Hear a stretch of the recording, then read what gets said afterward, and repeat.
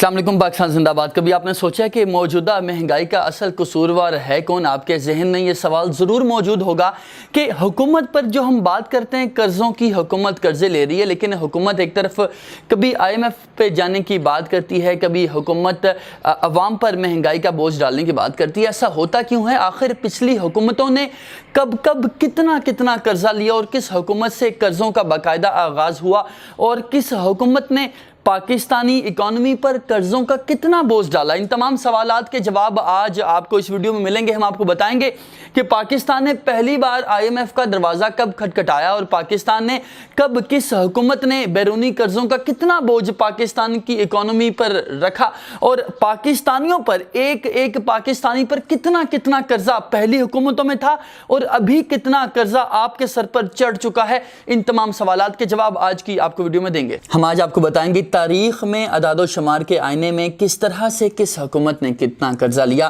سب سے پہلے اگر ہم بہت پیچھے آپ کو لے کے جائیں تو بات ہم کریں 1958 میں، جب پہلی دفعہ IMF کا دروازہ پاکستان کی حکومت نے کھٹکھٹایا۔ اس وقت ڈالر کی جو قیمت تھی وہ 3 روپے تھی، جبکہ 1965 کی پاک بھارت جنگ کے بعد پاکستان کی بیرونی امداد چند ماہ کے لیے بند ہونے کی وجہ سے ڈالر کی قیمت بڑھ کر 7 روپے ہو گئی تھی، لیکن معاشی حالات قدرے مضبوط ہی تھے اور تاریخ گواہ ہے کہ 1972 تک ہم قرضوں کی ادائیگی کر سکتے تھے، سود کے ساتھ اصل زر بھی واپس کرنے کی پوزیشن میں تھے۔ اب ہم بات کر لیتے ہیں 1973 میں، جب بھٹو کے دور حکومت میں، چونکہ بھٹو مشرقی پاکستان کے الگ ہونے کی وجہ سے خاصے دباؤ کا شکار تھے، اس لیے انہوں نے قرضوں پر زیادہ اکتفا نہ کیا اور اپنے دور اقتدار میں محض 0.3 ڈالر ارب ہی بیرونی قرض لیا۔ پھر 1980 میں جنرل ضیاء الحق کے دور میں 2 ارب ڈالر مزید لیا گیا، قرض اسی دور میں واپس کر دیا گیا تھا۔ ان کے دور حکومت میں چونکہ افغان جنگ کی وجہ سے ڈالر کی خاصی ریل پیل تھی، اس لیے انہیں مزید قرض لینے کے لیے کچھ خاص ضرورت محسوس نہ ہوئی۔ پھر 1988 سے جمہوریت کا سنہری دور محترمہ بینظیر بھٹو کے وزیر اعظم بننے سے شروع ہو گیا، جب ڈالر کی قیمت 18 روپے تھی، اور اسی سال دسمبر 1988 میں محترمہ بینظیر بھٹو کی قیادت میں عالمی اداروں سے قرض کے 2 پروگرام حاصل کیے گئے جو 1990 اور 1992 میں ختم ہو گئے۔ ان پروگراموں کے ختم ہونے سے مراد یہ ہے کہ قرض واپس کرنے کی مدت ختم ہو گئی لیکن قرض واپس نہ کیا جا سکا۔ اسی طرح نومبر 1990 میں نواز شریف کا پہلا دور حکومت شروع ہوا، انہوں نے بھی 1993 میں 1 ارب ڈالر کے قریب بیرونی قرض لے لیے۔ اس کے بعد اگر ہم بات کریں 1994 میں، جب محترمہ کے دوسرے دور حکومت میں IMF کا پھر سے دروازہ کھٹکھٹایا گیا، یہ وہ دور حکومت تھا جب قرض واپس کرنے کی بجائے بین الاقوامی اداروں کے چنگل میں پاکستان کے پھنسنے کا باقاعدہ آغاز ہو چکا تھا اور اصل رقم کی بجائے پاکستان محض اوپر کا سود ہی ادا کرنے پر اکتفا کرتا تھا۔ اسی ڈگر پر دونوں مذکورہ جماعتوں نے IMF، ایشیا ترقیاتی بینک اور عالمی بینک سے 1995 سے 1999 تک 3 پروگرام لیے جو وقت سے پہلے ہی فلاپ ہو گئے، اور اسی طرح 1999 تک پاکستان پر بیرونی قرض کا کل حجم 43 ارب ڈالر تک پہنچ چکا تھا، جس کے بعد 1999 تک پاکستان پر بیرونی قرض کا کل حجم 39 ارب ڈالر تک جا پہنچا تھا، یعنی پاکستان سود کی ادائیگی کے قابل بھی نہ رہا تھا، اور ہم یوں بھی کہہ سکتے ہیں کہ ڈیفالٹ اور دیوالیہ ہونے کے قریب تھا۔ رہی صحیح کسر 1999 میں جنرل مشرف کے مارشل لاء نے نکال دی، جب مارشل لاء کی وجہ سے دنیا بھر کے ممالک نے پاکستان پر اقتصادی پابندیاں لگانا شروع کر دی اور IMF نے بھی پاکستان کے لیے قرضے دینے کے دروازے بالکل بند کر دیے۔ مشرف کی قسمت اچھی تھی کہ اس دوران 9/11 جیسا بڑا واقعہ ہو گیا اور امریکہ کو ایک بار پھر پاکستان کی ضرورت محسوس ہوئی۔ پاکستان پر پابندیوں کا خاتمہ کر دیا گیا۔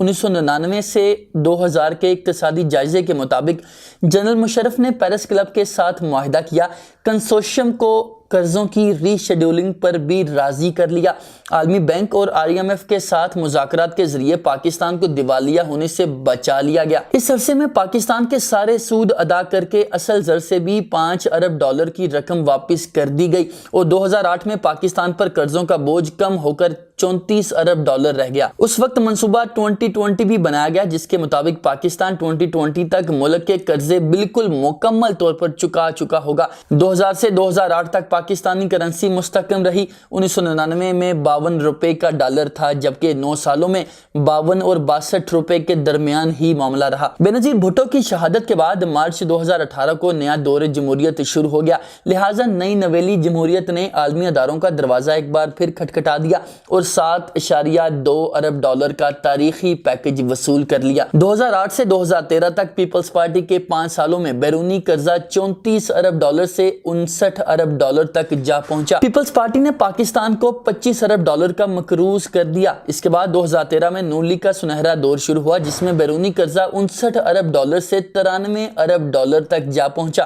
صرف جولائی 2016 سے جنوری 2017 کے 7 ماہ میں 4.6 ارب ڈالر کے نئے قرضے لیے گئے۔ اس 2.3 ارب ڈالر میں سے 1 ارب ڈالر سکوک بانڈ کی فروخت سے حاصل کیے گئے۔ اس بانڈ کو فروخت کرنے کے لیے لاہور اسلام آباد موٹر وے کو ضمانت کے طور پر گروی رکھوا دیا گیا، جبکہ اگلے مرحلوں میں دیگر موٹر وے سمیت ملک کے تمام ریڈیو سٹیشنز اور اہم عمارتیں بھی عالمی منڈی میں گروی رکھوا دی گئیں تاکہ پاکستان قرض کی نعمت سے استفادہ حاصل کر سکے۔ یوں نون لیگ کے 5 سال کے دوران پاکستان کو 34 ارب ڈالر کا مقروض بنا دیا گیا۔ ان دونوں جماعتوں نے مل کر صرف 10 سال کے دوران مجموعی طور پر پاکستان کو 59 ارب ڈالر کا مقروض کیا، جبکہ اس سے پہلے کے 60 سالوں میں پاکستان کا کل 34 ارب ڈالر کا ہی مقروض تھا۔ اب اگر اندرونی یعنی مقامی قرضوں کی بھی بات کر لیں تو اس سے مراد مقامی بینکوں سے لیا جانے والا قرضہ ہے۔ حیرت کی بات یہ ہے کہ پاکستان کا مقامی قرض بیرونی قرض سے بھی زیادہ ہے۔ مشرف دور سے پہلے تک یہ قرض 3000 ارب روپے تھا۔ پیپلز پارٹی نے اقتدار میں آ کر تقریباً 6000 ارب روپے کے اندرونی قرضے لیے، جبکہ نون لیگ نے 5 سالوں میں 9000 ارب روپے کے قرضے لیے۔ اسی طرح مشرف دور میں بھی ہر پاکستانی 40,000 روپے کا مقروض تھا۔ پیپلز پارٹی کے دور میں 80,000 روپے کا، نون لیگ کے دور میں 1.5 لاکھ روپے کا، جبکہ آج آپ 2.25 لاکھ روپے کے مقروض ہو چکے ہیں۔ تو یہ تھی ساری کہانی جو ہم نے آپ کو بتائی کہ ماضی میں کس حکومت نے کتنا قرضہ لیا، آپ کے اوپر کتنا قرضہ چڑھایا اور کس حکومت نے کتنی موج کی، اندرونی قرضے کتنے لیے، بیرونی قرضے کتنے لیے۔ آئی ایم ایف کی باتیں خان صاحب کو سنائی جا رہی ہیں۔ آئی ایم ایف سب سے پہلے کون سی حکومت گئی اور آئی ایم ایف کا کس طرح ہمیں غلام بنا دیا گیا۔ ہم چاہ کر بھی آئی ایم ایف سے جان نہیں چھڑوا سکتے۔ قرض اتارنے کے 2 طریقے ہیں۔ پہلا طریقہ یہ موجود ہوگا کہ آئی ایم ایف سے مزید قرض لے کر پہلا لیا گیا قرض واپس کر دیا جائے، تاکہ آپ کی جو گروی رکھوائی گئی موٹر وے ہے، جو ریڈیو سٹیشنز ہیں، جو ملکی عمارات ہیں، ان کو قبضے میں نہ لے لیا جائے۔ دوسرا طریقہ یہ موجود ہوتا ہے کہ آپ مہنگائی کریں، عوام کو تعاون کی اپیل کریں تاکہ عوام اپنے ٹیکسز سے حکومت کا ساتھ دے اور حکومت ان پیسوں سے قرض واپس کر سکے۔ لیکن پاکستانی حکومت کا موجودہ المیہ یہ ہے کہ عوام ایک طرف آئی ایم ایف کے پاس بھی جانے نہیں دیتی، جبکہ دوسری طرف اگر ہم مہنگائی کی بات کرتے ہیں تو عوام اس پر بھی بلبلا اٹھتی ہے۔ تو اب فیصلہ آپ نے کرنا ہے کہ موجودہ حکومت اس تمام تر معاملے میں کس قدر قصوروار ہے، سابقہ حکومتوں نے اس سارے معاملے میں کیا کیا، آپ کس طرح سے حکومت کی مدد کر سکتے ہیں، یا حکومت کو آئی ایم ایف کے پاس جانا چاہیے یا نہیں۔ بہت شکریہ۔